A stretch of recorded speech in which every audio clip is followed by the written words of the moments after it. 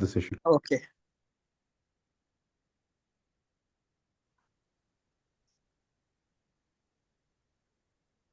Go ahead, ma'am. Okay. Yeah. Uh, Very good morning to one and all. First of all, I would like to thank the President, Dr. Govindraj sir, for this wonderful idea, and Ashwin Thangavelu, who's always being supportive, the Honorary Secretary, and our Treasurer, Dr. Sarfaraz, and really thankful to all the speakers who agreed immediately, who never said a second word. So just as an introduction, just 1 or 2 minutes, I will just talk about this Women's Day, why this started. So this Women's Day celebration started in the year 1922. This was by Vladimir Lenin, who started this, declared this Women's Day in honor of the women who participated in the Russian Revolution in 1917. But though globally people were thinking about or fighting for women's rights, it was our great nation who already had women contributors to intellectuals, for academics, and also for the freedom fight. So our women contribution dates back to Rig Veda, and we can talk about Gosha, who has contributed to chapters on Ashwins in Rig Veda in chapter 10. And then we have Lopamudra. Those days, she has had a philosophical debate with Agastya, sage Agastya. Then comes in the first century when Avayar, who's a known poet, who was also known for her moral teachings. So our contribution for about women dates back to several centuries ago and Veda during the Vedas time. Then comes Kannagi, who was known for her strength and justice. And we have a Telugu poet, Kannada poet, Akka Mahadevi, and there are several women freedom fighters like Nachiyar. Then we have Kittur Chennamma. They all fought against the Britishers. So this is the story of the women of our country. So we can't even think of why we need an equal right here at all, because India already had this. Means they have already revered women as Devi, and in every nook and corner of every village there is a Devi temple. So probably this concept, I really do not know whether it really holds good for our country. So we are far ahead in many ways. So on this auspicious day of Women's Day, I would like to thank all the lovely women, all the lovely and great men who have contributed for us, towards us, for us to be here on this platform. So the first man every woman comes across is the father. So because of whom we exist, and because of whom we have come to this stage, whatever I am today, it's because of the courage or the encouragement and all that care and love and shelter, everything given by the first man in our life, the father. I am sure all the other women will agree with me. And then comes, there is something, that magical word called brother. I don't know what is so magical about this word brother. Even from a distance, he can identify that small tear at the corner of your eye. And he will ask, Akka, what happened to you? Well, how does that come? I don't know. That's again, I feel that word is a magical word. Then comes this mystical man, the husband. He quietly loves you, cares for you, and then admires you very quietly. He doesn't like to tell anything. I don't know what is there, but something is there connecting. So that's that man. Then comes the final word, son. I don't think there are any words to explain the bond between the mother and the son. So, what is that son for the mother? And probably the son looks for his mother or searches for his mother in his wife's eyes. This is what I have felt. I am sure the women around and the men around will also agree with what I said. And so, with these lovely wishes and grateful and thankful to all the men around, let us start this Women's Day celebration with the welcome address of with Dr. Govindraj sir. So, please.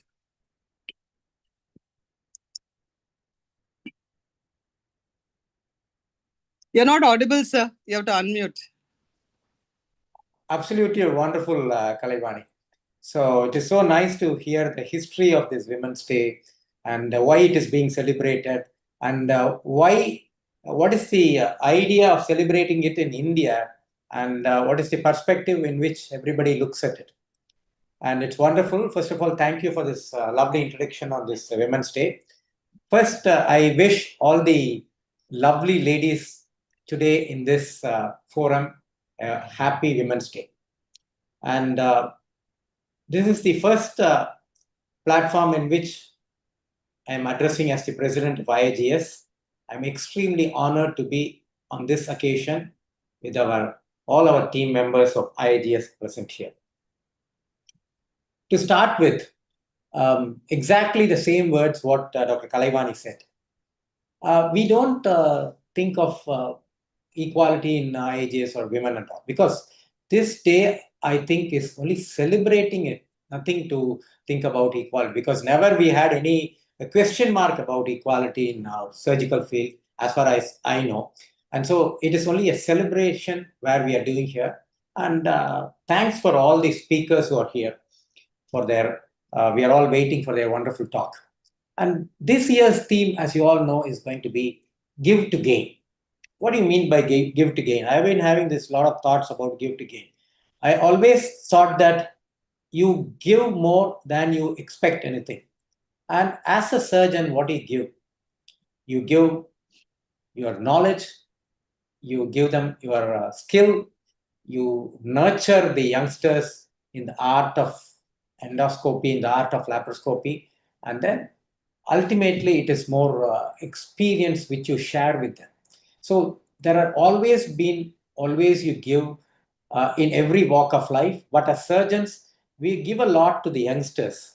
And what you gain, of course, when you give all these things to your younger faculty or younger contemporary, when they become accomplished, that is what you gain from them.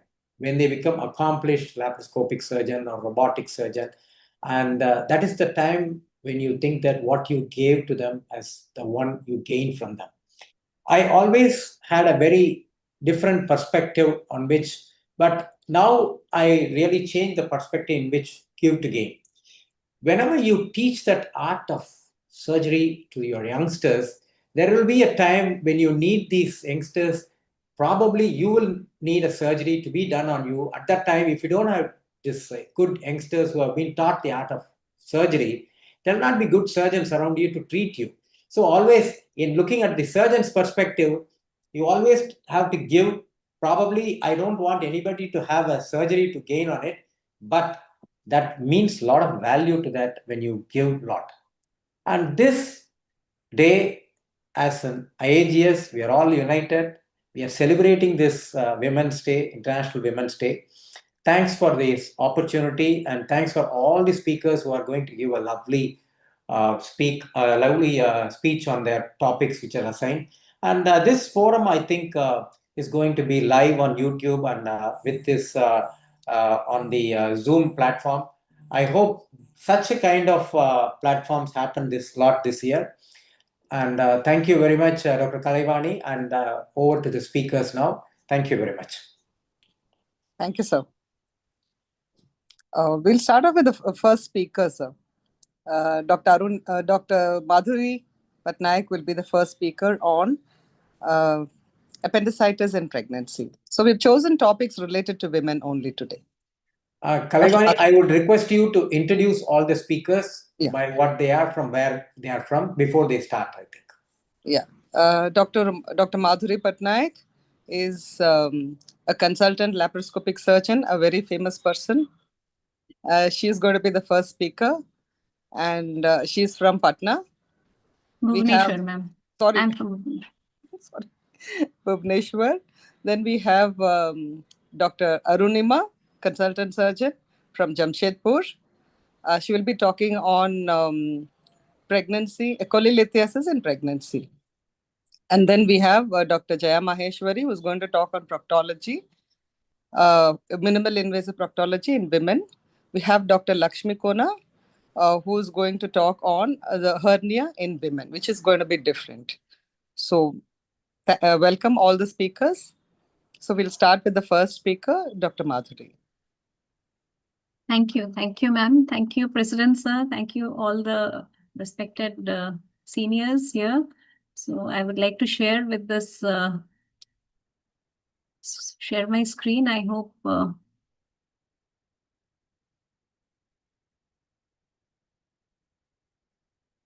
my screen is visible, sir. Yeah, madam.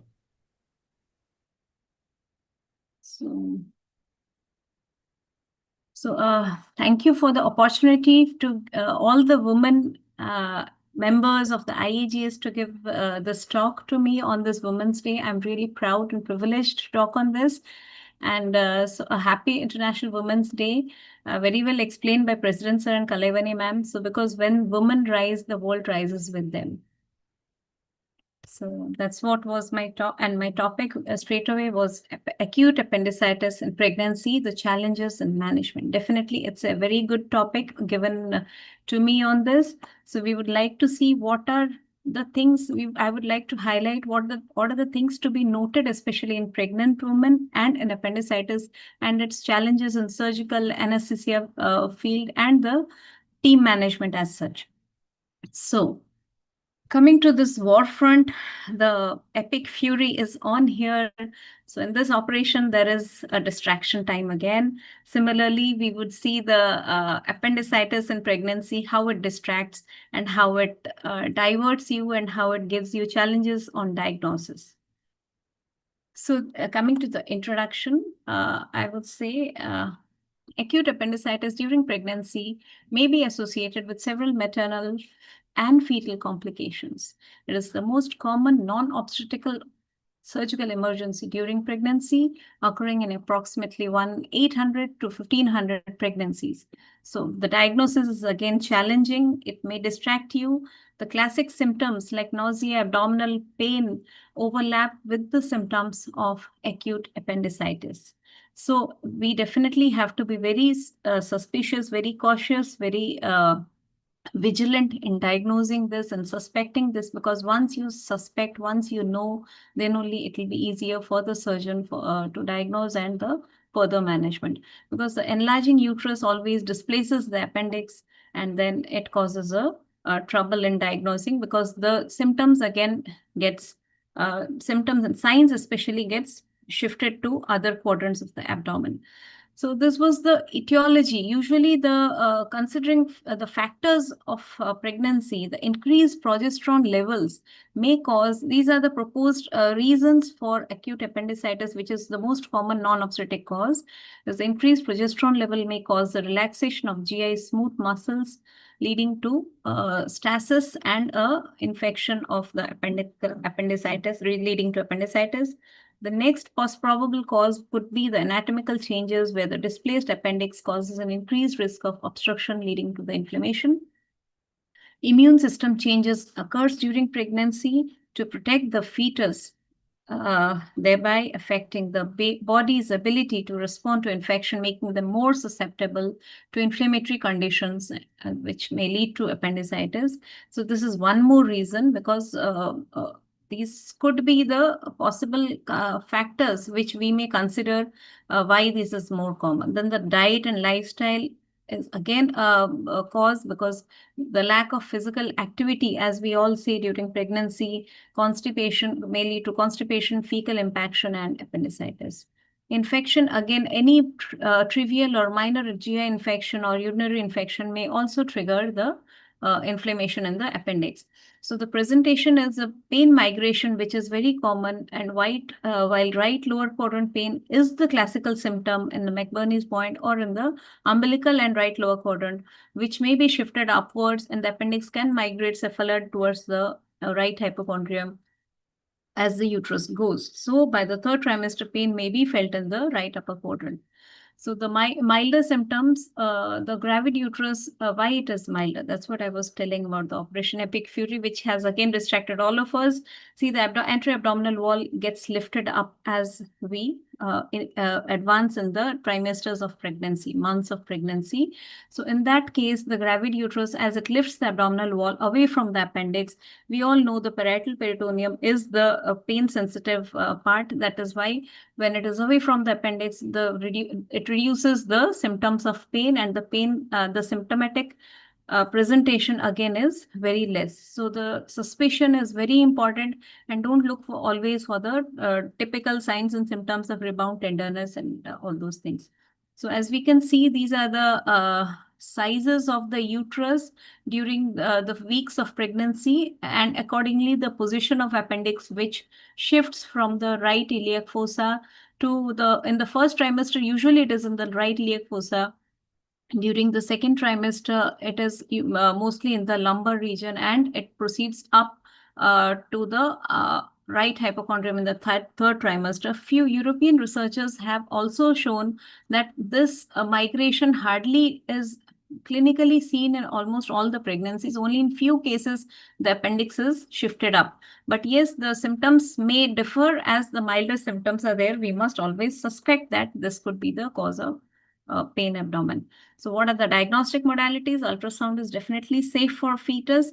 In MRI without contrast, that is the gadolinium, is preferred second line choice due to its high sensitivity and lack of ionizing radiation. Why gadolinium is risky?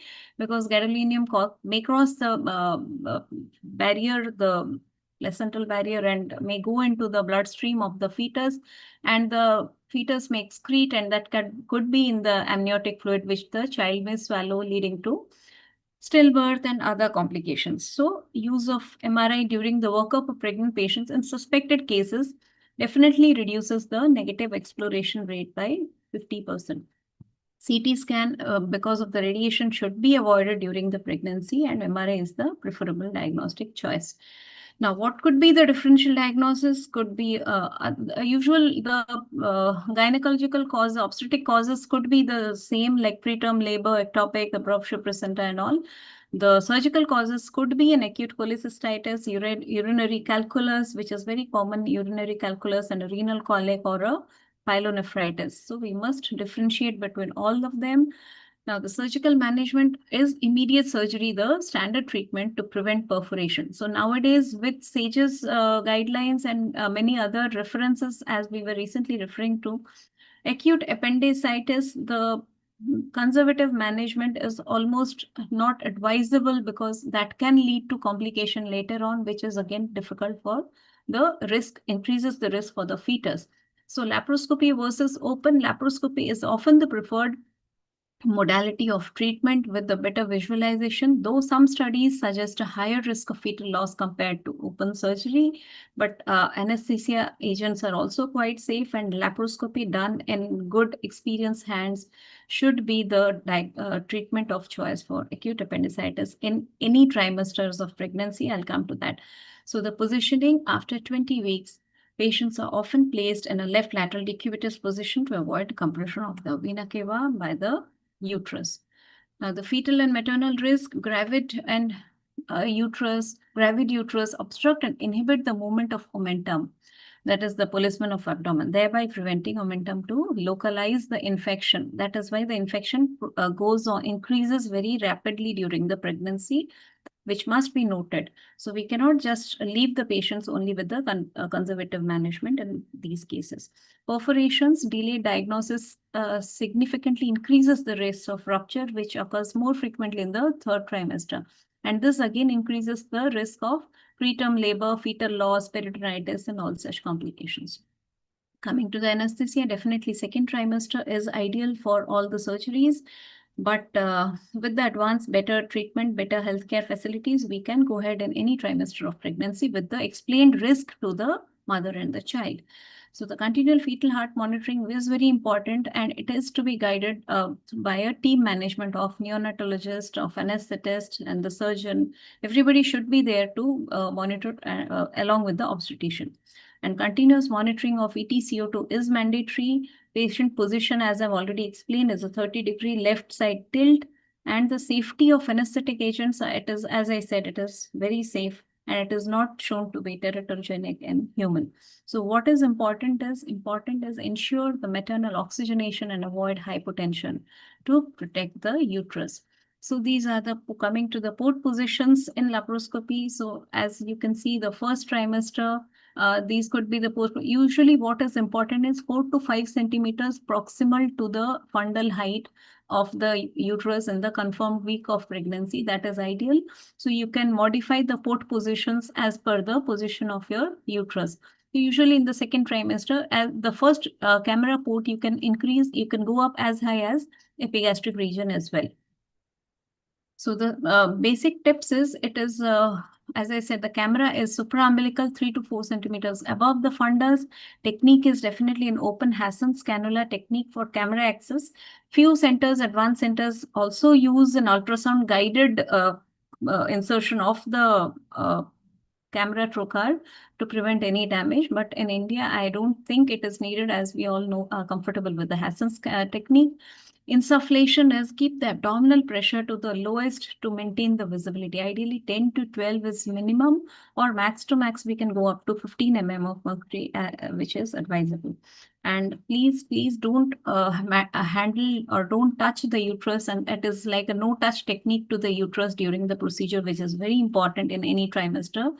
And vascular thromboembolism is as usual for all the prophylaxis hospital protocol.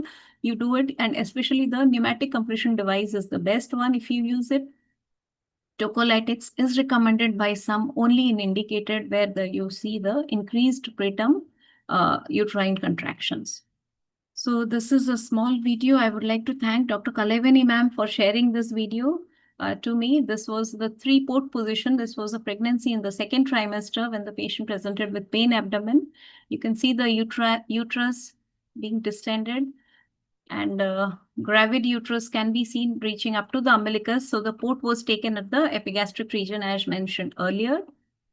And this was the position of appendix, as that's what I was telling. With the gravid growing uterus, ideally, as I was showing in the picture, the position of appendix doesn't exactly change, but we must be aware it can change in few cases as well, because normal gravid uterus grows and the appendix lies in the same position. As we can see, there was no fluid collection, anything. It was a turgid appendix which was being taken by the skeletonization of the appendix. And the procedure is same. Only thing is the intra-abdominal pressure should be low, and handling of uterus should be very much avoided. And another important thing, what is important intra-op, is the cautery setting should be very minimal, because high energy is always avoided as we are close to the uterus. And this is the bipolar being used for dissection. And you can use any energy device. Usually a bipolar or a shear can be taken up.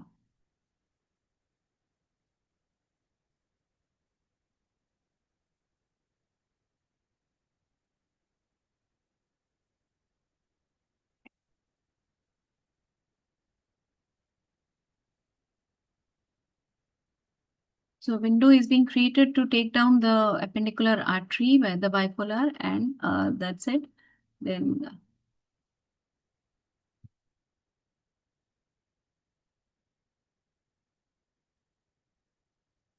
we can see literally the bloodless field here. I would thank Madam to doing a great job in this. This was a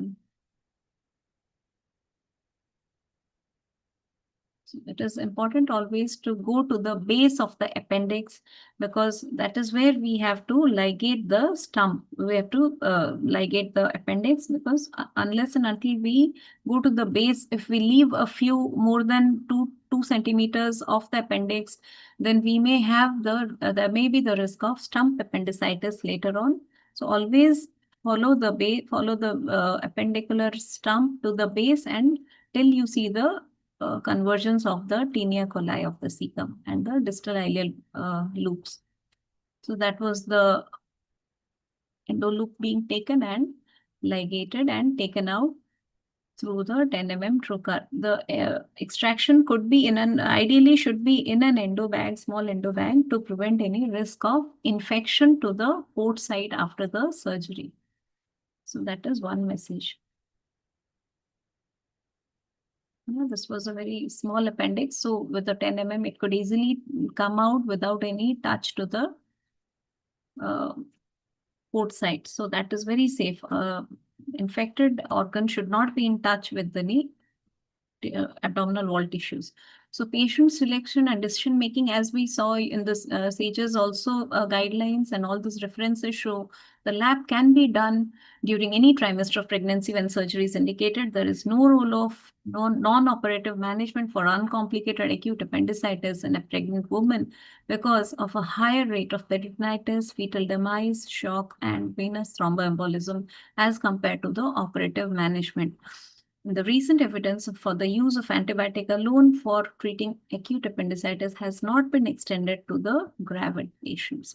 So a take home is symptoms mimic pregnancy.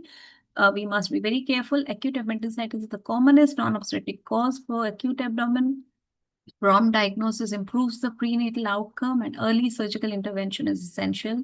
Delay in surgery increases the risk for fetus and mother. Thank you so much. Thank you, Dr. Madhuri. Yeah, you've given a brief on how to go about in acute appendicitis in pregnancy. Sir, we are keeping all the questions to the end of all the four speakers. So thank you so much, Dr. Madhuri. I now call upon Dr. Arunima Verma, who is a consultant surgeon at Tata Motors Hospital, Jamshedpur. Welcome, Dr. Arunima. Thank you, Dr. Kalaivani. I'll start sharing my screen.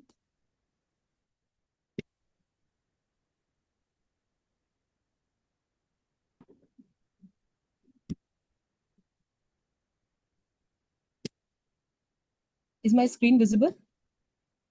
Yes. Yeah, thank you so much. So a very good morning to all of you, and thank you once again, IAGES, for giving me this opportunity. And as we already discussed that this is the Women's Day, and the theme that has been given by UN is Rights, Justice, Action for all women and girls. And thank you, Govindraj sir, for bringing this in action. And this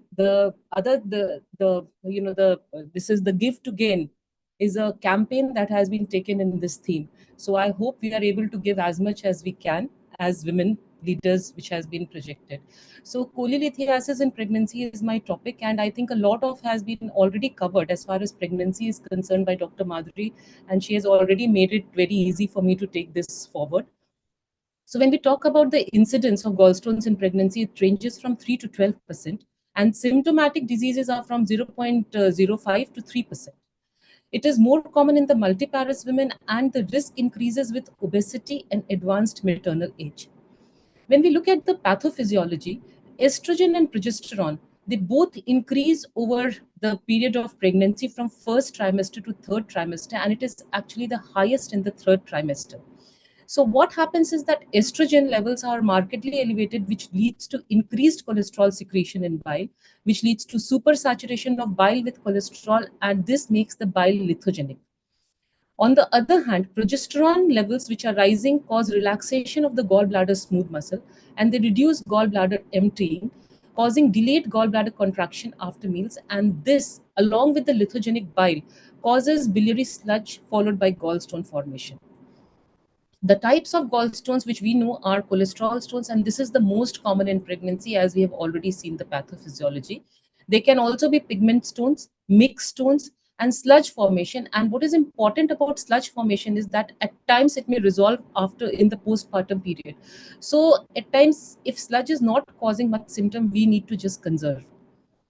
Clinical presentation, as in any other non-pregnant condition also, it could be asymptomatic gallstones, which is most common. Biliary colic, it is the most common symptomatic presentation, and it presents as right upper quadrant pain or epigastric pain, because again, because of the gravid uterus, the site of the gallbladder also is altered. And this pain is usually sudden in onset, may radiate to back, and is usually postprandial, associated with nausea, vomiting, or dyspepsia. And as I said, that the atypical pain location is something which we should always keep in mind. It can also present as acute calculus cholecystitis and complications like choledocholithiasis, acute cholangitis, and gallstone pancreatitis. So I would take these issues with few cases, which are some of them which I have already experienced, and some I had to make because I was not able to get hold of the videos, but these are real cases. So there was a 32-year female, gravida 2, 22 weeks of pregnancy. She presented with severe upper abdominal pain with vomiting. Ultrasound showed polylithiasis. She did not have any other comorbidity. She was managed conservatively initially, but she had a readmission after 1 week with similar symptom. Hence, she was planned for laparoscopic cholecystectomy, and she underwent uneventful laparoscopic cholecystectomy at 24 weeks of gestation and continued her pregnancy till term. So here we would look at what are the modes of diagnosis. Ultrasound, we all know, is the first line. And if there are any complications that we are suspecting, we would do the MRI. And on MRI, we have already heard Dr. Madhuri about the gadolinium. And the interesting part here is that as far as the hepatobiliary system is concerned, for MRCPs, we do not need gadolinium because the bile itself acts as the contrast. So what are the indications? Acute calculus cholecystitis, gallstone pancreatitis, obstructive jaundice with choledocholithiasis, complicated biliary disease because these gallbladders can have empyema, gangrene, perforation of gallbladder, and these are some semi-emergency kind of situations to intervene, and refractory biliary colic with repeated admissions. So we will have some points to consider in the pre-operative period, as rightly told by Dr. Madhuri. Laparoscopy is not contraindicated in any trimester, and so is laparoscopic cholecystectomy, and it remains the treatment of choice in pregnant patients with symptomatic gallbladder disease regardless of the trimester. Recurrent gallbladder symptoms develop in 92% of patients who are managed non-operatively when they present in the first trimester, 64% who present in the second trimester, and 44% who present in the third trimester. So delaying the cholecystectomy until the delivery will give high rates of recurrent symptoms and emergency admissions and hospitalizations. Of these, 50% of patients with recurrent symptom will require up to 23% hospitalization, and 23% of them will develop acute cholecystitis, cholangitis, and gallstone pancreatitis. Complicated gallstone disease can lead to preterm labor in up to 20% of cases, and fetal loss in 10 to 60% of cases, depending on severity. So looking at this, it is very clear that we need to intervene in patients who are having polylithiasis even when they are pregnant. So certain points which we have to take care of in the intraoperative period. So patient positioning. So again, for gallbladders, it is good that we usually have a right up position. And here again, gravid patients beyond the first trimester should be placed in the left lateral decubitus position or partial left lateral decubitus position, because this minimizes the compression on the vena cava. When we talk about abdominal access, it can be safely accomplished by an open method, Verey's needle, or optical trocar technique, whatever the surgeon's experience is. And what we can take care of is that the fundal height of the uterus is what has to be taken care of. And accordingly, you can place the first port and then take things from there. Insufflation pressure, again, carbon dioxide 10 to 15 millimeter. They can be safely used for laparoscopy in these patients. And the level of insufflation pressure should be adjusted according to the patient physiology. And here, a very close collaboration with your anesthetist is very important, because at times you might have to decrease the pressure, and at times for your convenience for operation, you might have to increase the pressure. Again, intraoperative carbon dioxide monitoring, which is the anesthetist part, but should be re-emphasized, and VTE prophylaxis, which usually should be pneumatic stockings, pneumatic compression or stockings, and at times low molecular weight heparin can also be used. So this is again what we see is all the techniques, the Hassan's cannula, the Verey's needle, and optical port, all of them can be used. Again, depending on the fundal height, you can place your position by taking the right position, and at the end you have to follow the principle of triangulation to operate. And definitely the advantage here is that you don't have to handle the uterus much as far as laparoscopic cholecystectomy is concerned. Now, considering the points in the perioperative period, fetal heart monitoring of a fetus is considered viable, should occur preoperatively and postoperatively in the setting of urgent abdominal surgery during pregnancy. Tocolytic should not be used prophylactically in pregnant women undergoing surgery, but should be considered perioperatively when there are signs of preterm labor. Some, the obstetric differential diagnosis of biliary colica HELP syndrome, where there is hemolysis and increased AST and ALT, acute fatty liver, and appendicitis, and this can be ruled out by imaging. Coming to another case, a 26-year primary with 25 weeks pregnancy was admitted with severe pain abdomen, vomiting, and abdominal distension. With vitals, she had mild tachycardia, pulse rate 110, slightly lower BP, 95/60. Investigation showed a high TLC, that is 16,000, and serum bilirubin 4.5. Ultrasound showed cholelithiasis with dilated intrahepatic biliary radicals. So a MRCP was done which showed cholelithiasis. So a diagnosis of cholelithiasis with cholelithiasis and cholangitis, because she was having a hypotensive condition as well, was made, and she was planned for ERCP followed by laparoscopic cholecystectomy. So when we talk about choledocholithiasis, it is uncommon in pregnancy and is seen only in 1 out of 1,200 deliveries.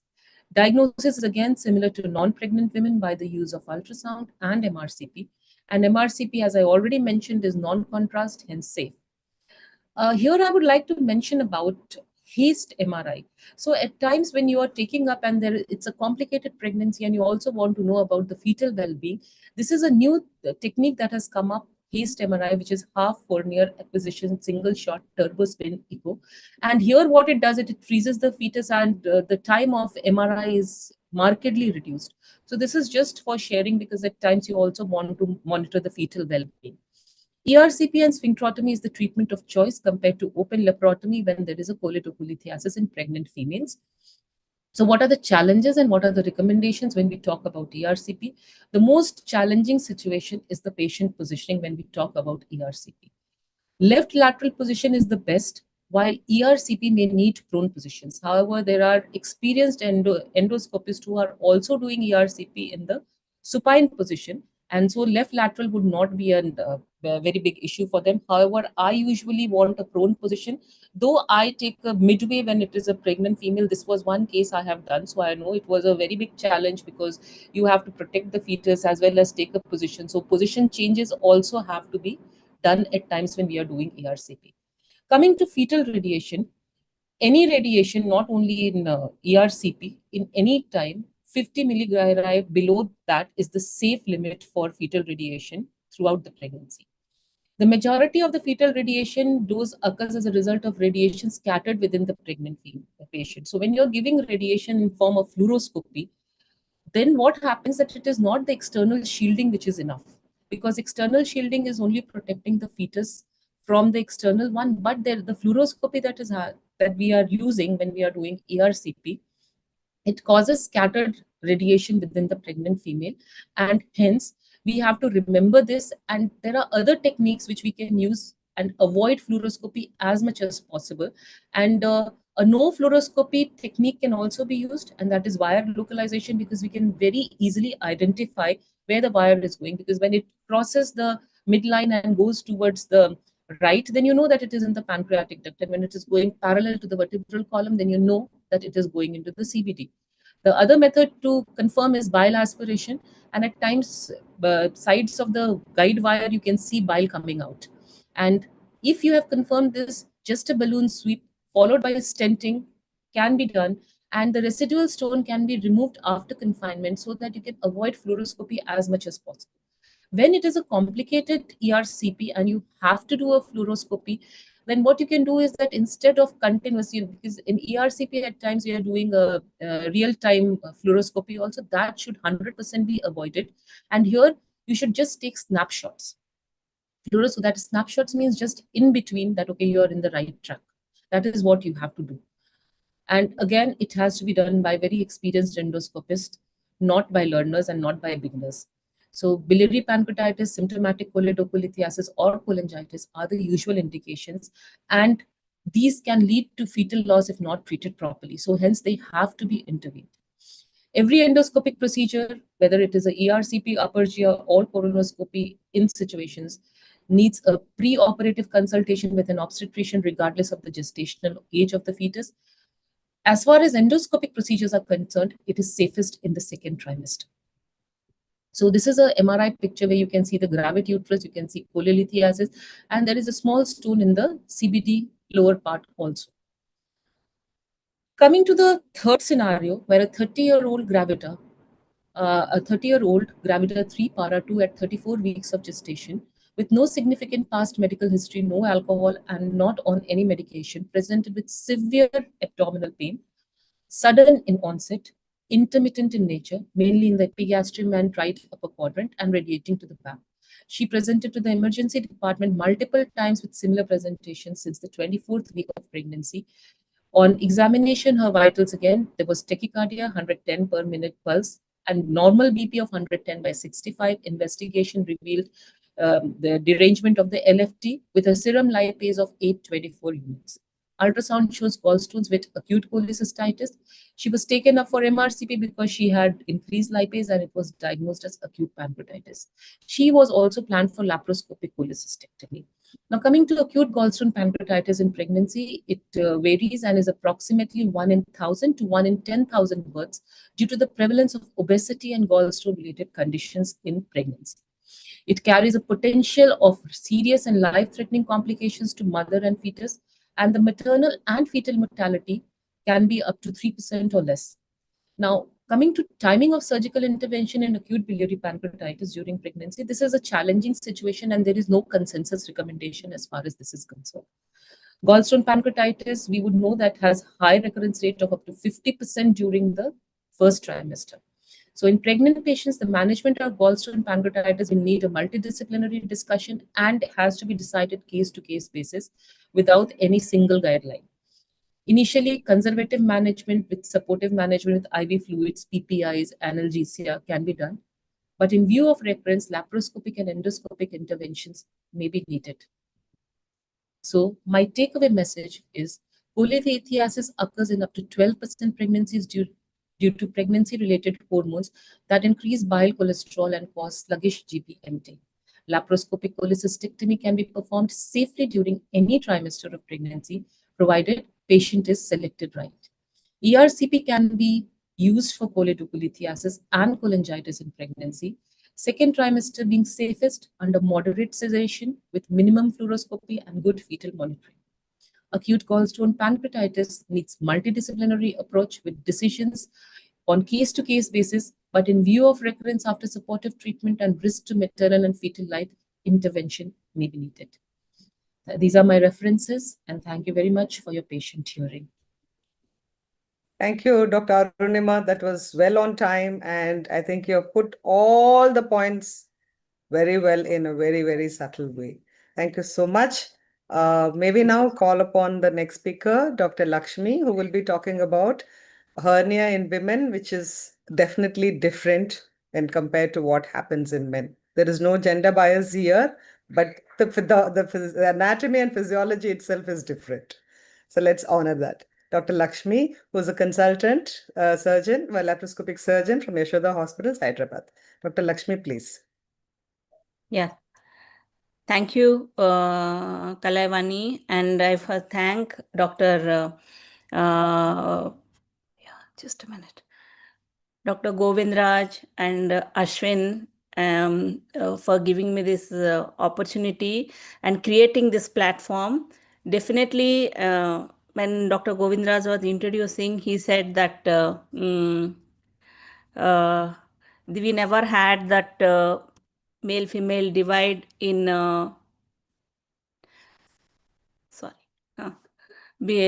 in IAGES, and definitely we have grown at a time when there were not many female surgeons in IAGES, and I thank IAGES for encouraging us to just a minute, I'll just start the thing.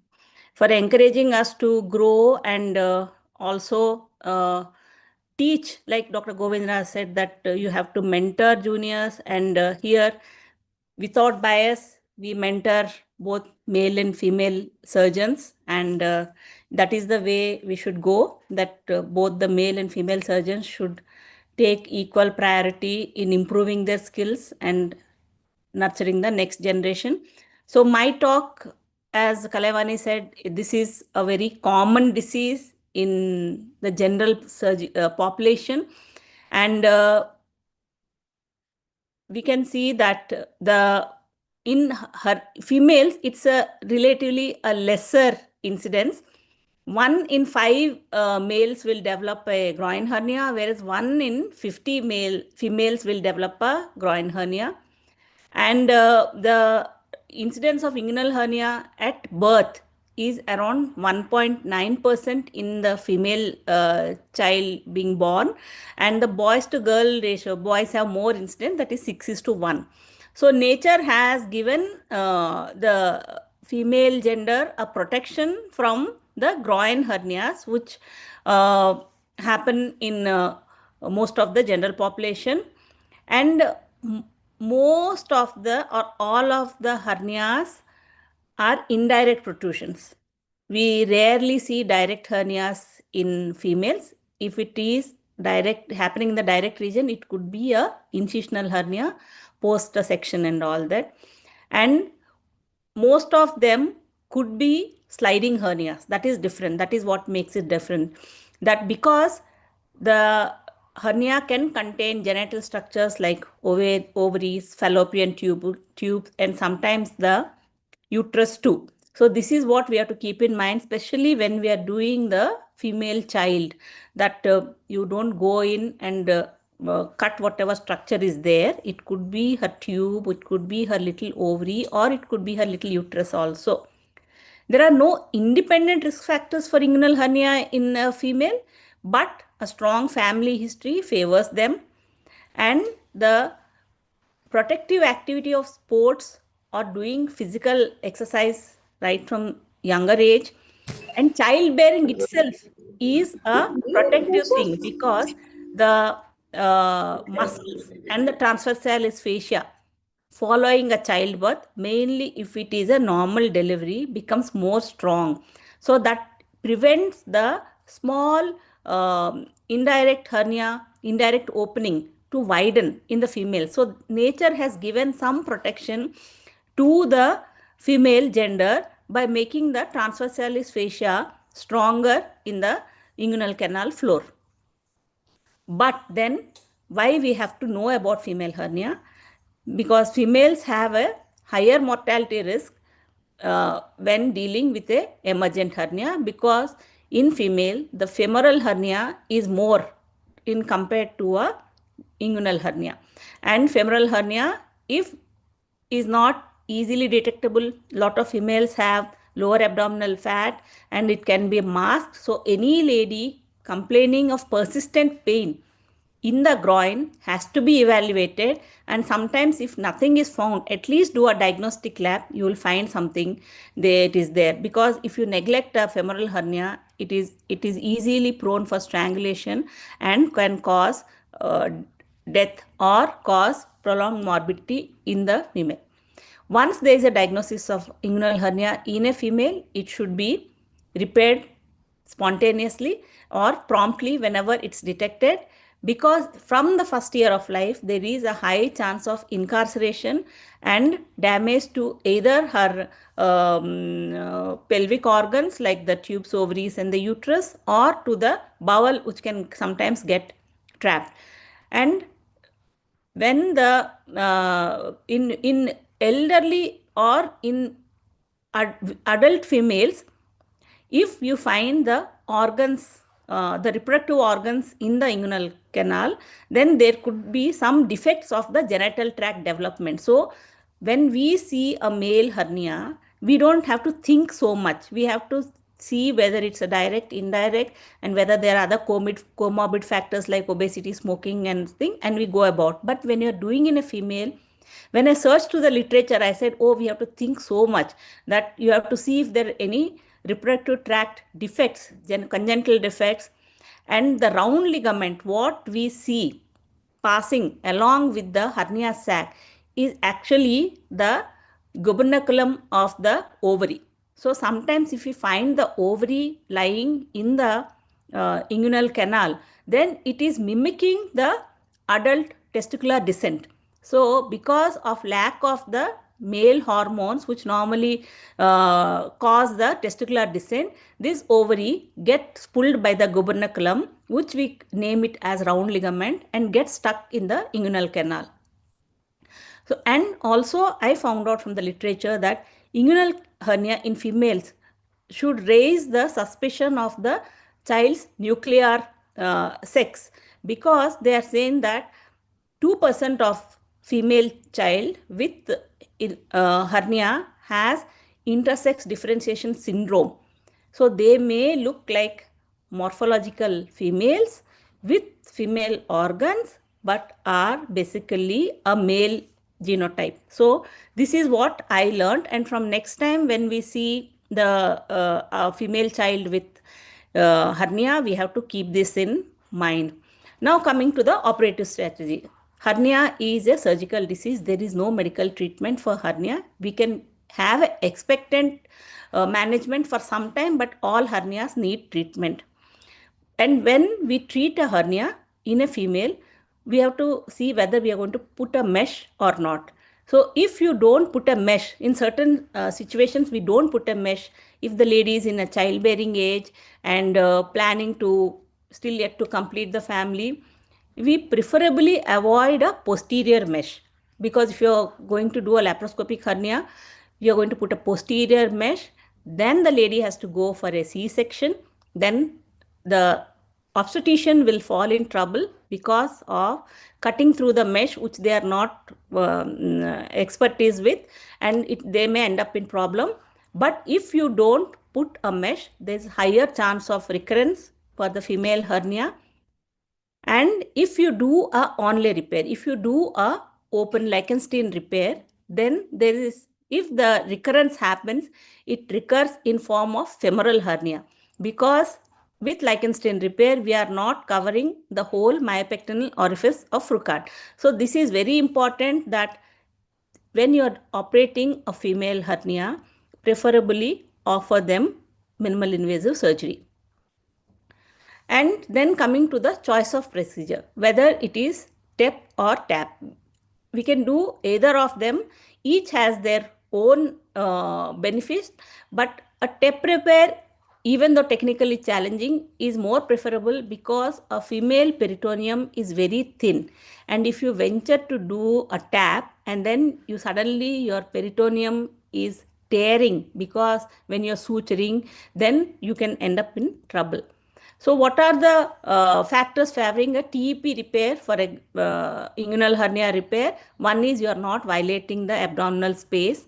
And then if you have to do a bilateral hernia, you are not making two openings in the peritoneal layer, because sometimes once you do a TAPP and you close the peritoneal layer, because the peritoneal layer is thin, there are chances that the peritoneal layer can disrupt and the patient can develop a intestinal obstruction. So in TEP, if you are very careful, even if the peritoneum is single cell layer thick, you can carefully prevent any damage to the peritoneum, and then you can place mesh on both sides without going into the peritoneal cavity.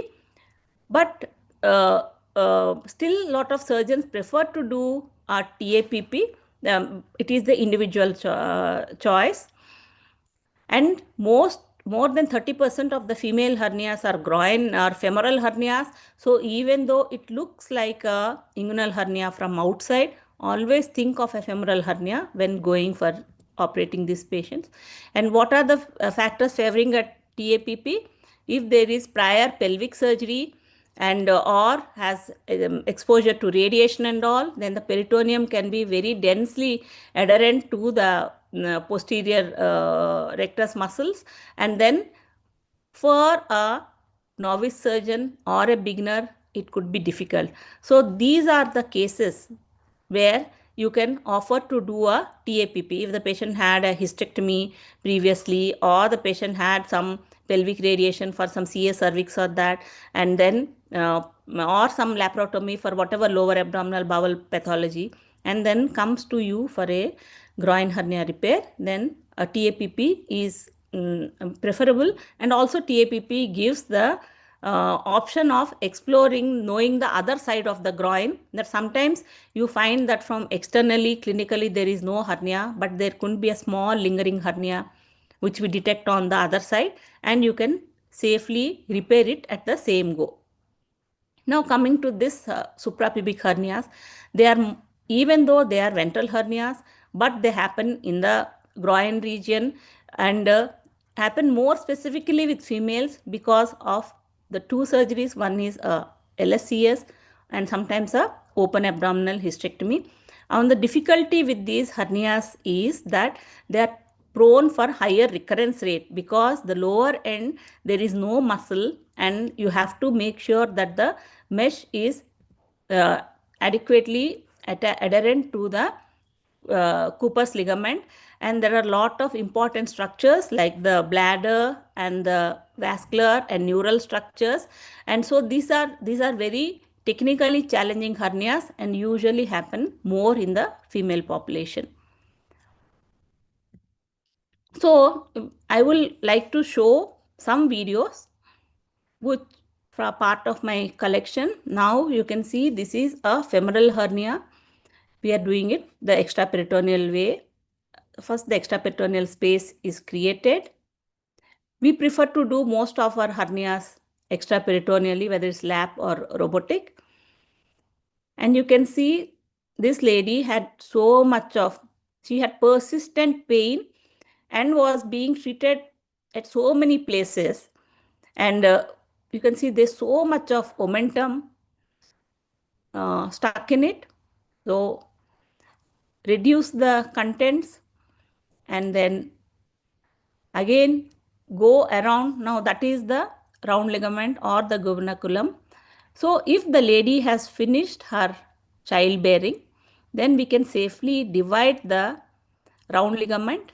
But when you are dividing the round ligament, you have to keep in mind that you divide away from the apex, because at the apex along with this round ligament, the genital branch of genitofemoral nerve goes along with this round ligament in through the indirect ring, and if you divide it at the apex, there is chances that the nerve can get damaged, and then the patient will have permanent paresthesia in the mons pubis region. So that is one thing we have to keep in mind when you are doing a female hernia. We think, oh, it's only a round ligament and it has no significance. But as we stay safe when we are doing a male hernia of the spermatic cord, we have to stay safe while we are dividing the round ligament in a female patient. And if the lady has not completed the family, still young, then I prefer not to divide the round ligament, and I will paratalize the round ligament as we paratalize the. Now you can see the defect there, and then we put this is a polyester mesh, or I put a lightweight mesh, so that because they have thin abdominal walls in spite of the abdominal fat, so putting a thick polypropylene mesh will give them lot of discomfort. Now coming to this suprapubic hernia, you can see I have one video of a lap one and I have a robotic one also. So you have to create the flap like a bilateral TAPP. So you have to separate the bladder flap from the defect and reduce all the adhesions around, so that you have.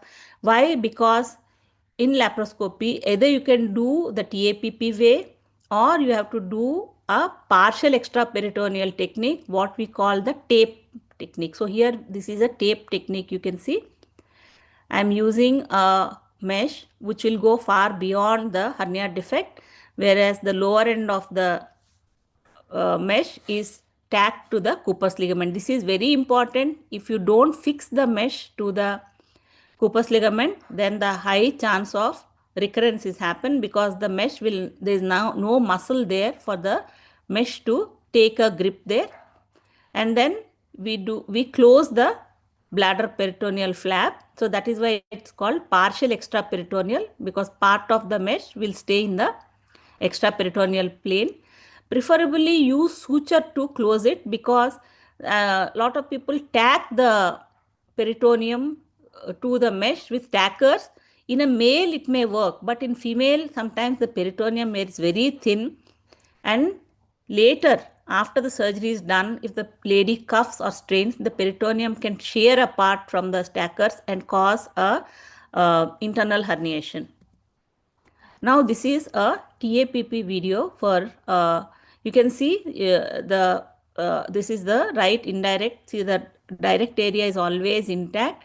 So it's an indirect defect, and there is momentum going through the groin, through the defect.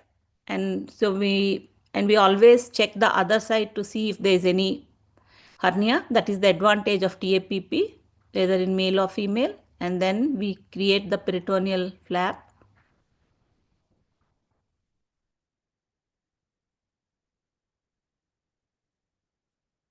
And always make sure that we don't create unnecessary peritoneal rents, because the more rents we create, the higher chances of internal herniation. And transect the sac along with the round ligament away from the apex, and then close whatever little peritoneal rents which are created maybe while dissecting the sac away. And always use a large adequate sized mesh. Just because we are operating on a female patient doesn't mean that we'll use small size meshes. Our unit, we always use extra large meshes for all the patients, and make sure that the peritoneal defect is sutured, and any peritoneal rents found are always taken care. And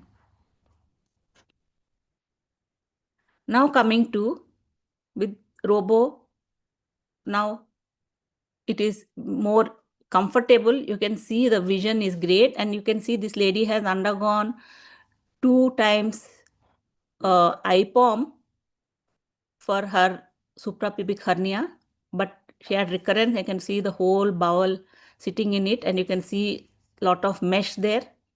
I use the mesh to my advantage. I keep it with the peritoneal flap and raise the peritoneal, so it will increase the thickness of the peritoneal flap, and dissect on both sides and paratalize the cord, paratalize the round ligament, and take it off the, because these are all people, ladies who have completed the family. You can see there are so many meshes. There is one mesh up into the sac, one mesh down, so multiple times. So if these hernias, which are, if they're not done properly and tackled in the appropriate way, then there's high chance of recurrence.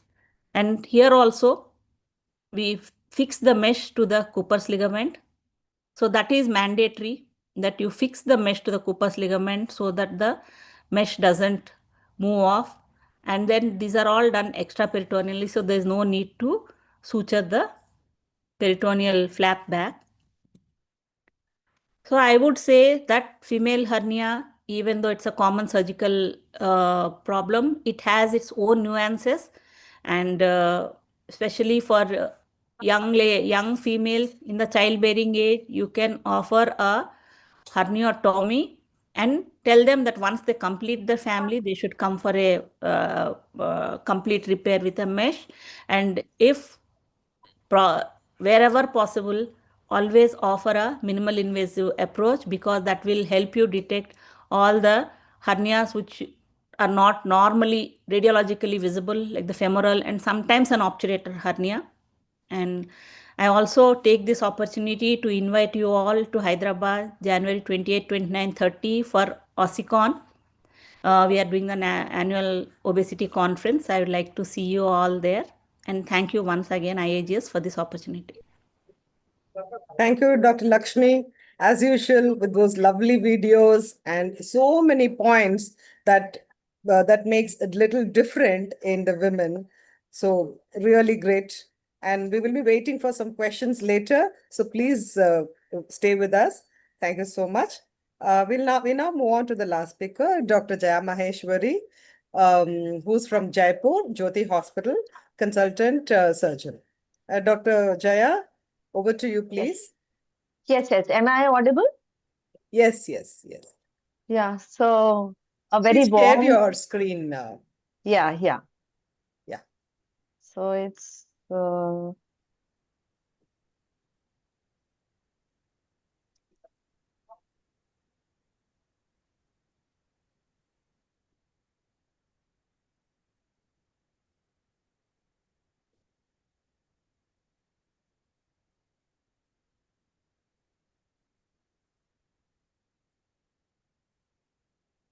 Yeah, is it visible?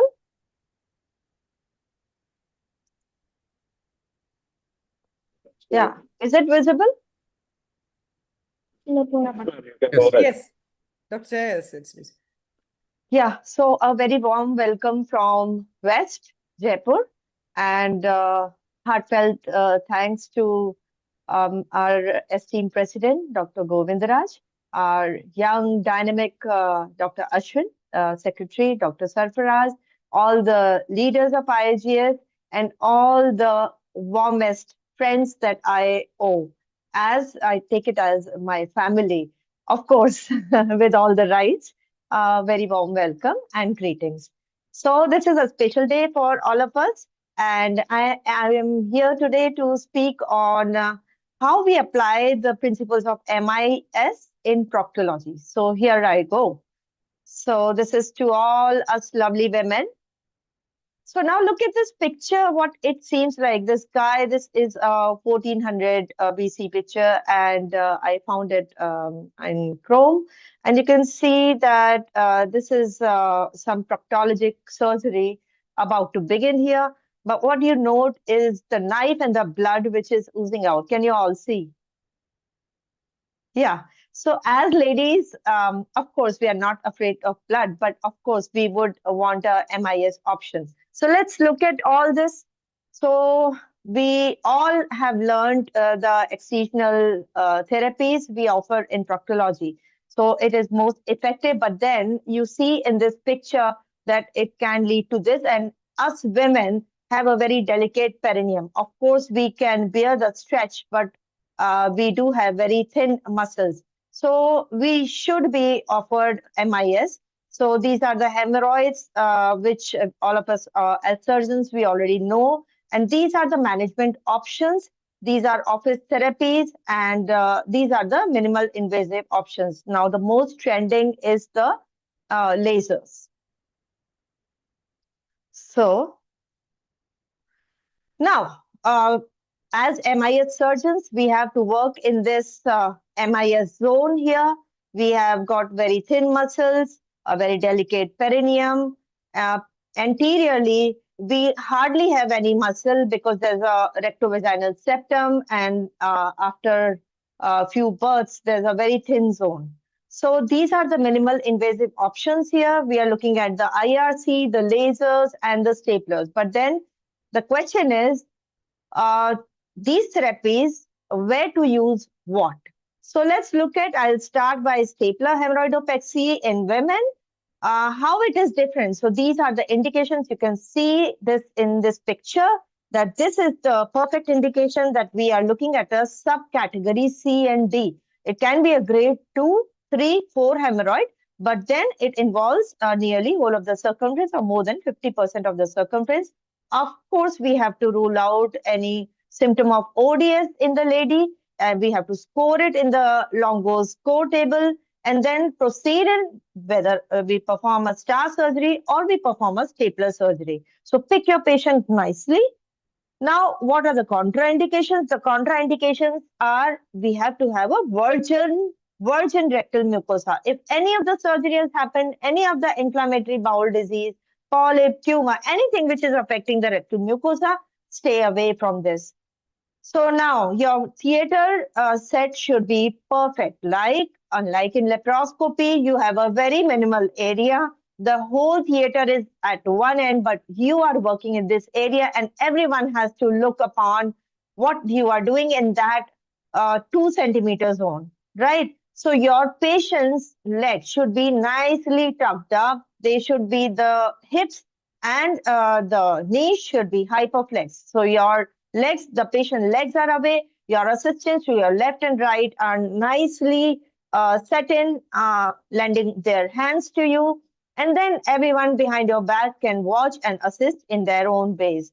Setting the OR table is simple. You hardly need any instruments, but couple of Ellis forceps and artery. You would need a big artery only when you have to excise any thrombus or any excisional tag or any external hemorrhoid.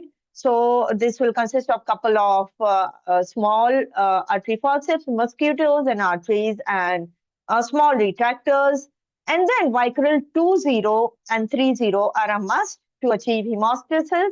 And this is the stapler assembly on display. You all can see. Now we'll start by analyzing the task. You look at the patient, you give a nice position, gentle anal stretching, fixing in your CAD, taking a purse string suture is the most crucial of all these steps. It has to be in the perfect plane and in the perfect height, neither too high, neither too low.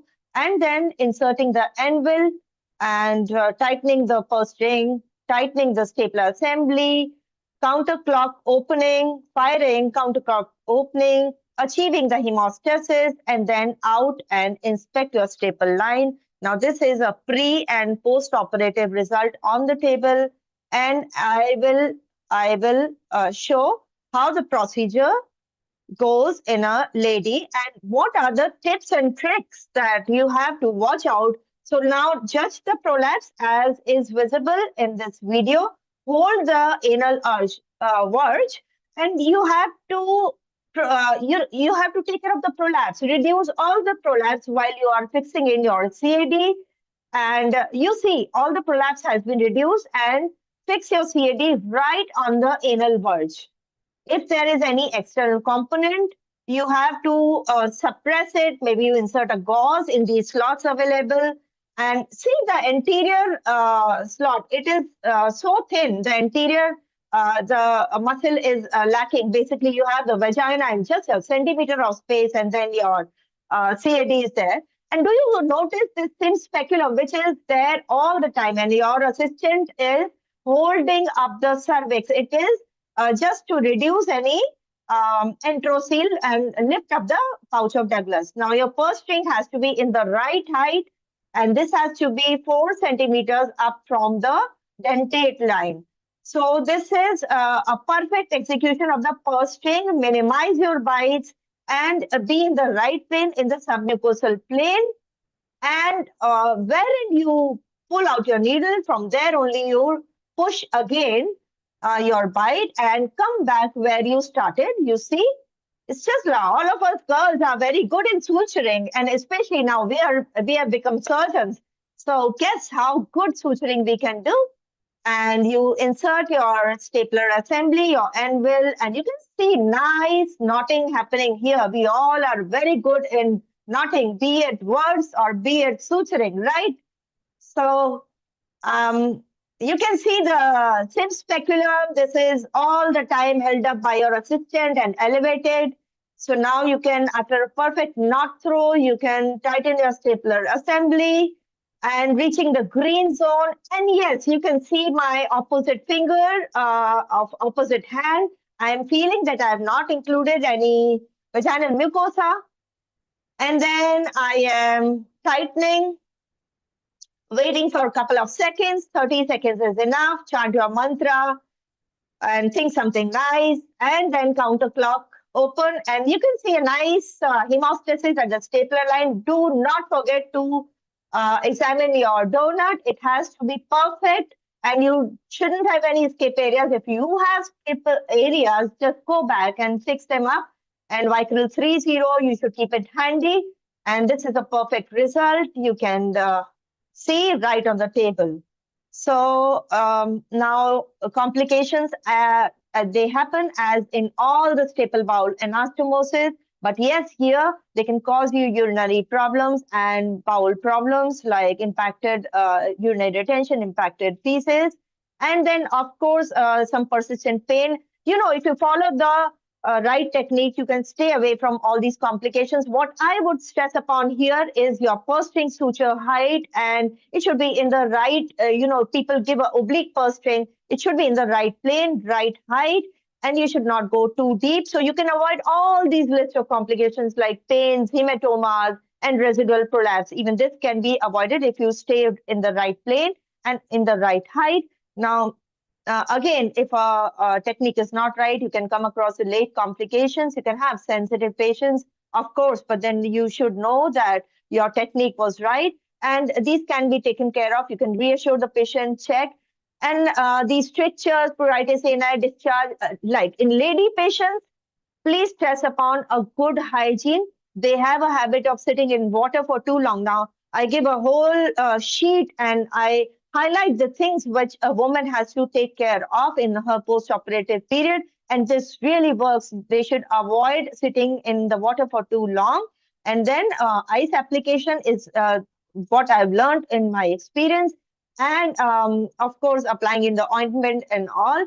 This does play a role because many of the times in my early years, I saw women coming back with fungal infections and all that, and you can really avoid and give them strict instructions in the post-operative period. And this is just showing that how stapler technique is established as a technique to deal with circumferential hemorrhoidal disease. So I will show the STAR video later on. But now here, I will start by briefing on the laser therapies which we can offer to women. And I will impress upon the laser therapy for hemorrhoids and fissures here. And this is the laser we can use. We have many brands available. I started with Neovi. Now I am into Yupton as well. These are the machine settings which has to be taken care of. That your wavelength of the machine should be 1470. They should be set upon 7 to 10 watt. You should not exceed the level of the wattage which is recommended by the company people. And you should have a single pulse mode and pulse duration should be set to 1 to 3 watt. Now, the fiber which we have to use should be the conical fiber. And I will show the video of laser hemorrhoid, and trust me, one single indication in women, one single indication which you can thought that you can offer only and only laser. Now, this is a lady which I am operating only and only laser, is a young, unmarried girl. Women, girls, my friends, this is a single indication that you can go in and the girl is walking to you with nearly a circumferential hemorrhoidal disease, and laser is what you can offer. So this is using a conical fiber from the mucocutaneous junction. Avoid entering the intersphincteric plane, my dear. And from the mucocutaneous junction, you can see the laser glow. You hit the hemorrhoidal node. And see, according to the grade of the hemorrhoid, you can apply the amount of the energy. It is not necessary that you will give a full 250 joules. You can stay in 150 joules as well if a hemorrhoidal disease is in a lower grade. And this is a perfect post-operative picture of that girl which you saw. Of course, if you encounter a lady who has undergone a C-sec, my friends, who has undergone a C-sec, you can't do a stapler. You avoid doing a stapler, or a girl who has to undergo, parity. Please choose and go in for the laser therapy for hemorrhoids. Now, you can combine it with while doing a fissurectomy as well, do a laser sphincterotomy, do a laser hemorrhoid, and stick to the principles of the machine setting. And this is the post-operative image. See, this is a grade 2 hemorrhoid, and judge the prolapse, enter the mucocutaneous junction, apply the desired amount of energy, do a thromboid excision on these patients, and this is the post-operative. Do not look for aggressive post-operative shrinkage of the piles. It takes nearly 4 to 6 weeks to appear the perfect result. So stay a little moderate aggression there, and apply the amount of energy which you think is needed in taking care of the grade of the hemorrhoid. So see, this is a woman. You start by dealing the 3 o'clock node, and you enter the mucocutaneous junction.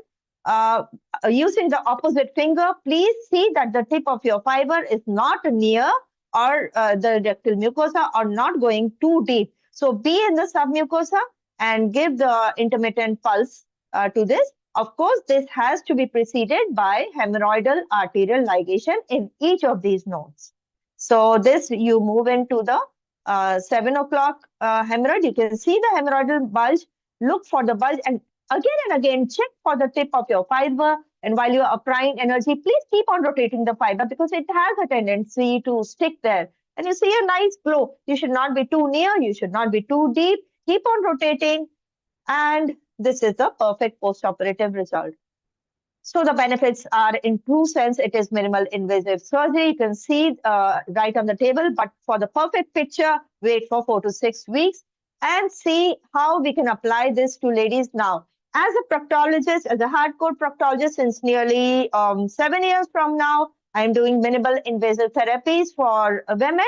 And trust me, out of all the proctologic diseases, fissure is the most common. And they're so scared. And this is like, you see fissures even in a 10-year-old girl, and maybe a girl is about to get married, and they are so worried that whatever procedure we do, what do we offer, which is in true sense minimal invasive procedure. So my friends, this is the procedure. You see this girl, they are having 2 fissures, anterior, posterior, or maybe a 1 big fissure. Mostly I see anteriorly, and you can take out the skin tags, you can do a laser on that, stick to the machine settings, choose your patient nicely, because all of them are anxious. Maybe they get away with chemical sphincterotomy, with drugs only. But then if they are having on tonometry, they are having increased anal resting pressure, you can do a tonometry and find out they should be, the normal resting pressures are 60 to 90 millimeter of mercury. Now, if they are 100 or above, choose your patient for the lasers, and as well as if they are having a VAS score which is from 8 to 10. Please pick up this patient and do the procedure. Now the procedure is simple. You have to enter the this is just following the principles of closed lateral internal sphincterotomy, as we are all doing since almost 20 years now. The principles are same. It's just that instead of the knife in the intersphincteric groove, you are using this bare fiber of the laser. The machine settings are must. They should be on a 10-watt setting. So now this is a patient. This patient is in severe agony, anterior and posterior fissure. Don't go in for dilatation. It is now condemned. Choose the self-retaining retractor, and you will see a nicely taut internal anal sphincter. Enter the intersphincteric groove. Turn your fiber medially. I am showing the lateral to medial approach to performing the sphincterotomy. And you see I've turned my fiber medially. Please see, yes, please see that you are not near the rectal mucosa. Don't go above the dentate line. Check with your finger, then fire in one single go. Check your adequacy of the dilatation and take out any tags which are there. Now, again, this is another lady. I'm doing this laser sphincterotomy as well as I will do a fissurectomy. See how difficult this patient has a little lateral fissure. I will go at 4 o'clock, take down the fiber, take down the fibrotic internal anal sphincter, do my papillectomy, do my skin tag excisions, and then I will come out. See, and this pinch cock action is a must, like we were doing it in the open method, and this will prevent any hematoma formation. Of course, the chances are less if you are using lasers for that. And check the adequacy by pushing in your obturator. And then this is a perfect sphincterotomy. Now you can do this procedure combining it with a fistulectomy, doing with the same laser fiber, and stick to the machine settings on the continuous mode. Now you can do a fistulectomy as well, do a papillectomy as well, and this is very minimum approach to dealing with all these conditions. Now, how we apply laser therapies in treatment of anal fistula, especially in women, and in women mostly they are anterior. Trust me on that. Again and again, as women surgeons, we know they are the grade 4, grade 5 fistulas, because any fistula which is in women is anterior. It is the severe grade fistula because we hardly have any muscle there, and we have to take care of the not to reduce continence levels in women patients. So let's see how we apply the lasers. We will analyze the task. Now I'll brief it up nicely here, that how you analyze the task. Fistula surgery, if we divide upon, can be divided in 3 parts: dealing with the central disease, and dealing with the peripheral disease, and then in the middle. So if you take care of the central disease, you can do whatever minimal invasive approach for the peripheral disease. You will be absolutely fine and, in true sense, a minimal invasive surgeon. So let's see how we can apply this theory, that how we can be minimal invasive while dealing with the complex fistulas in ladies. So take a thorough history, examine the patient well, get all the relevant investigations, including the MRI, and plan your surgery. My friends, we have to take care of the central disease in a minimal invasive way. Now let's see, understand the disease, see how this disease can spread from the intersphincteric plane to the rectum. It can travel up, it can travel down, it can travel lateral as well.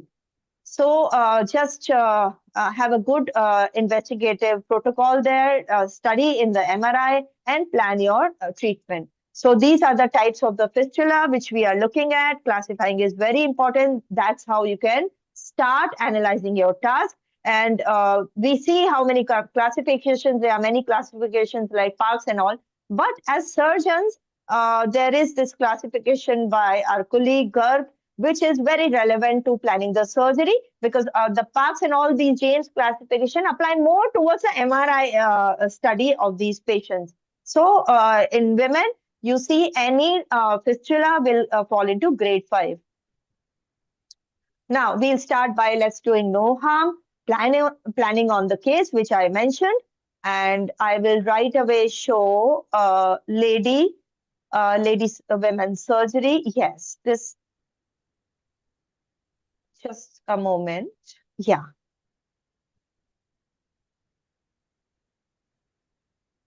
Okay. So this is women we are looking at, and see, this has already been operated.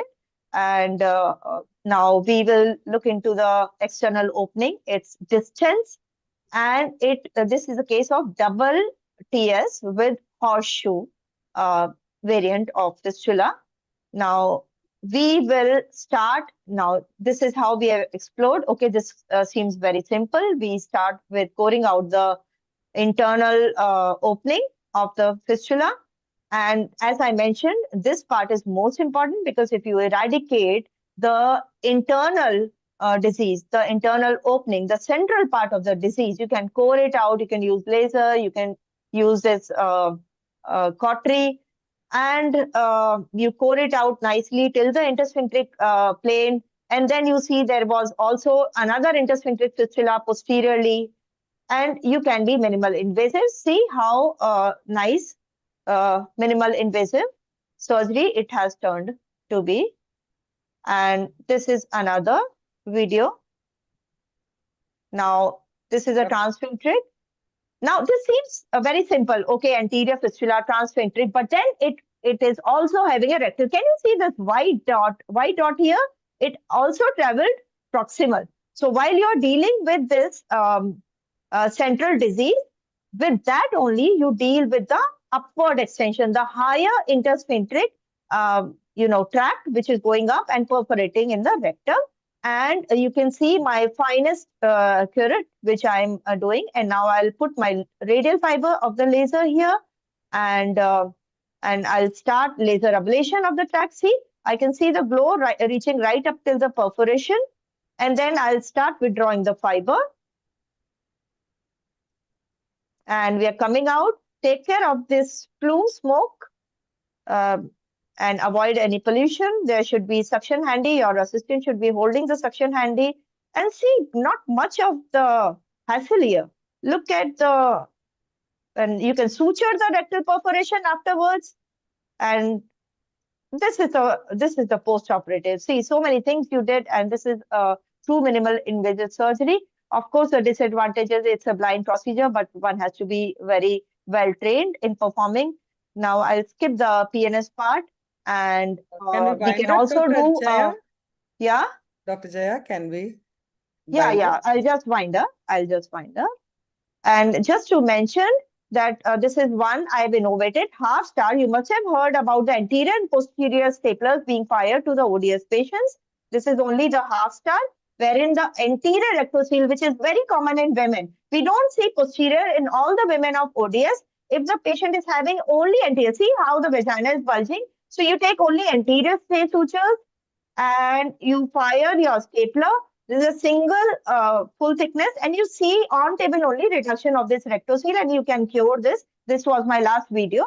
So all these papers of mine, and love yourself, care yourself. We can do it. Yes, girls, we can do it. As a woman, I will share if we can take care of our house, our kitchen, our husbands and children, we can do anything, isn't it, girls? So Yeah. discover your potential, girls. This is all so easy, running the house. I mean, you know what I mean. Thank you so much. Oh, that was lovely, Dr. Jaya. So lively it was. Yeah, and nice videos we had. Both the bottom videos and the muscle men videos and muscle women videos. That was My very husband nice. is not listening to all this that I'm managing my husband and kids. I can share this on this platform only. We How will share. We difficult will that share is. now. अभी झगड़ा होगा घर में. That was very Sorry, nice. Mr. President. We are being very sexist here. Thank you, Dr. Jaya. Thank you so much. Thanks All to all right. the lovely speakers. Now I'm just looking at the questions. Dr. Ashwin, are you there around? Yeah, ma'am. So I think there were two questions which Yeah. probably they can answer. One Yeah. was regarding the ERCP. In a pregnant woman, if you have to do an ERCP, how do you shield the uterus or what do you do? That was the question. So maybe if Dr. Arunima can Arunima? answer that, it would be great. I'm there, and sorry, I can't come on video since I'm driving. I had a No call problem, from the madam. hospital. So the ERCP shielding is basically just the lead apron. It's a Okay. lead apron that is put on the uterus and the pelvic part of the female. And on top of that, usually I said I do a prone, but if people are doing it in the supine position or lateral, it has to cover the abdomen and the pelvis. All That is right, the great, cover ma'am. that is used. So the other question was in a patient who has not completed the family. If they develop a symptomatic hernia, incisional, then how do we go about the management? So if Lakshmi ma'am is around, she can probably answer that question. Yeah, thanks, Ashwin. See, if the lady has a symptomatic hernia, yet to complete the family, then if it is a groin hernia, we can do a suture repair, anatomical repair. If it's a small hernia, but if it is a big hernia or if it is a ventral incisional hernia, we have biosynthetic meshes which we can apply, and they get absorbed into the tissues and form the scaffolding and give the scaffolding. So now we have this biosynthetic meshes. So if you want to use a mesh in a lady of childbearing age yet to complete the family, preferably biosynthetic mesh, but it's very costly. Or you can do an anatomical repair, but inform the lady that in the future she definitely is going to develop a hernia recurrence, and then once she completes the family, she comes for a definitive hernia repair with a non-absorbable synthetic mesh. So much, ma'am, for that wonderful answer. So if there are no more questions from the speakers, the panelists, and the team, then I think we can come to the conclusion of the program. Any questions, or shall we proceed further? Can I come in? Yes, please do, sir. So I'm Dr. Dalivia, by the way. Two or three things, comments that I would like to make. I've attended the entire session. First is Madhuri's. Ultrasound in appendicitis can be a diagnostic modality as far as the first and second trimester is concerned. The third trimester, it becomes difficult because of the size of the uterus. On ultrasound, you see it as non-compressible blind tubular structure with diameter greater than 6 millimeters. And if there is any fluid collection in and around, especially air specks, you suspect perforation. Now, you have two options, especially in first trimester. As a conservative modality, if it is perforation, there is surgery. There is no doubt about it. But if there is no perforation and only fluid collection with leukocytosis, ultrasound guided pigtail is another option in aspiration, or pigtail drainage is another option in front of you to take care of the pregnancy. MRI sensitivity is 0.96 and 0.9 specificity 0.97 according to literature. So especially in third trimester, you can attempt a MRI. In MRI, you should look at a sign known as bright appendix, especially in T1 images. The second talk was also very good, cholecystitis. I would have liked Arunima to tell me a little more on CRADE's criteria of ultrasound diagnosis. Any gallbladder which has transverse diameter more than 5 centimeters or pericholecystic collection, and there are two other criteria. If that is there, then you definitely diagnose acute cholecystitis. If this patient is septic, again, you have transhepatic cholecystostomy, ultrasound guided as a modality of tiding over this crisis. In both these cases, since it was related to pregnancy, Arunima covered that intraoperative fetal monitoring and involvement of obstetrician becomes an important factor when you are trying to operate on these patients. So you not only monitor pre-op and post-op, but also intraoperative monitor if it is possible. Lakshmi, excellent talk on hernia. You have very nicely avoided and said that minimal invasive surgery should be done. But I still, in a pregnant, not pregnant, in a female with some sort of problems, I would still go ahead with an open repair and forget about femoral hernias. Development of femoral hernias, I really don't agree with it. What is important, which I thought I saw briskly in the video, is you in a suprapubic hernia, it becomes extremely important. On both the lateral aspects are present the infraepigastric vessels, and while trying to close it, these are the vessels which can be injured and profuse bleeding can take place. So that is one thing which I felt should be noted by all the attendees out here. And mesh erosion, especially in a suprapubic hernia, is a big problem. I have myself removed a mesh which came out through the vagina. So be very careful when you are trying to tackle suprapubic hernias. It's a challenge, and you have wonderfully shown the video as well as suturing. So my personal congratulations. Jaya, I do not, good that I gave up proctology. The moment I became unit head, I think 92, I gave up proctology because so many developments have taken place and my head starts spinning. I am happy with what I'm doing as far as abdomen is concerned. Thank you so much, all of you all. Kalavani, congratulations for having nice people talking. And there are many others who were on the line, all of them. One thing I noticed that Dr. Samir from Rajamundry joined. He's the head of the department out there. And 2 or 3 students joined. And moment he left, both those students also ran away. So I am flying to Rajamundry right now. I'm going to catch hold of them and tell them that there was somebody who was watching. Thank you so much. Thank you, sir. Thank you so Thank you, much. sir. Thank you, Thank sir. you. Thank you, Dalvi sir, for your comments, and it was wonderful. I Thank should you. thank all the lovely ladies, particularly Dr. Kalaivani, for this unique concept on this Women's Day, and all the speakers, Dr. Lakshmi, Thank you, Jaya, sir. Dr. Arunima, and Dr. Madhuri. A small comment on Dr. Arunima's thing. Somebody had asked about shielding. I think Dr. Ajay had asked shielding for an ERCP. Now, after the advent of SPY, you don't need to do an fluoroscopy at all. Without fluoroscopy, you can do an ERCP in pregnant women. We have been doing it, and that's a lovely thing. I think no comment about it. Absolute appreciation on this. Thank you so much.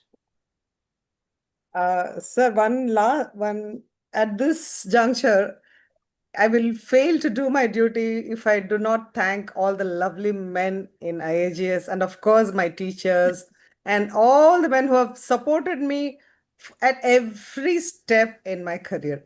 Thank you so much. Thank you. Ashwin, over to you, Ashwin.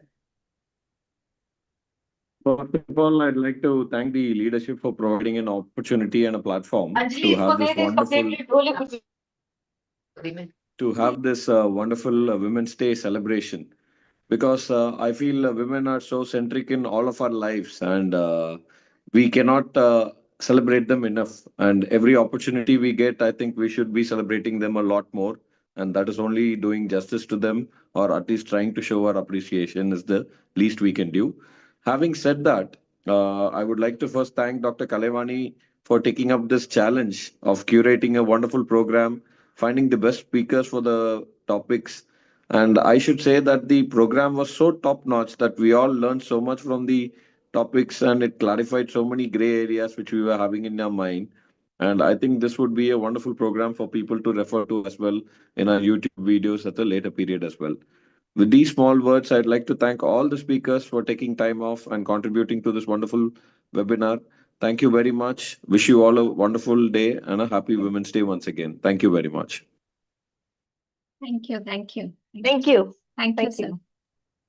Thank Thank you. you. Bye-bye. Thank you, President. Bye-bye. Sir. Thank you. Happy Thank Sunday you. to Bye bye. everyone. Happy Sunday to And happy everyone. Women's Day to all the lovely women here. And also Yes, to the yes. spouses of our men. We, Thank you so we Yeah. will come back on the 19th of देखो फिर क्या? November. It is Men's Day. 18